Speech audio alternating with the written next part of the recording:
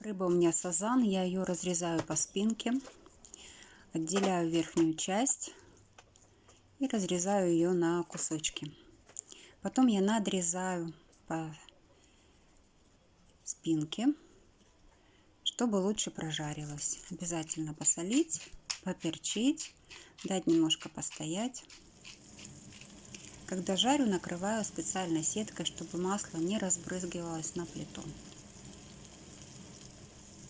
Прожариваю рыбу посильнее. Я люблю, чтобы она хрустела, была прожаренная, чтобы все косточки были прожарены.